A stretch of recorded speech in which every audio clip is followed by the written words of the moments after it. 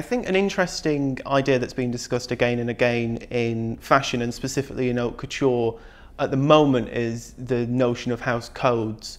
I once joked that house codes were a fashion term for whatever sold last season, so we can carry on repeating it for 3 more until we think of a better idea.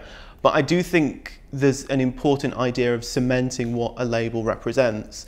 For Valentino, the difficulty that Maria Grazia Chiuri and Pierpaolo Piccioli face is that Mr. Valentino is still alive. It's not like Dior, where you're interpreting a body, a life's body of work, and trying to pluck out what you feel the meaning is. It's very much a living, breathing entity. The House of Valentino is still intrinsically tied up with Mr. Valentino himself.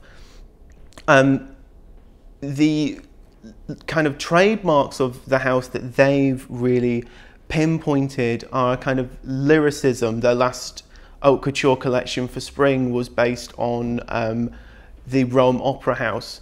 So there's a lyricism, there's a certain classicism, there's a femininity that was always synonymous with what Mr. Valentino did. And there's also a very interesting kind of aesthetic or almost clerical element that they brought in.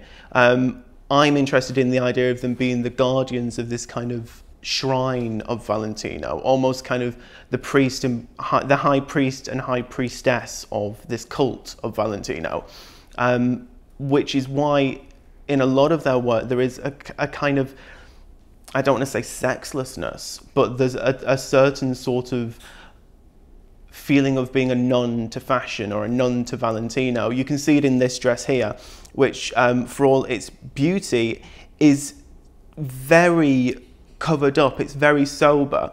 The references this season were pre-Raphaelites, and again you get that feeling of Ophelia, you get that feeling of a fluidity, of the femininity that's synonymous with Valentino, but at the same time there is a slight coldness to it. There's a slight remove from the sensual, which today is quite interesting. The fact they had Kim Kardashian in the audience wearing something slit to the waist and then presented clothes like these, they feel very opposite to our ideas of kind of living, breathing sexuality.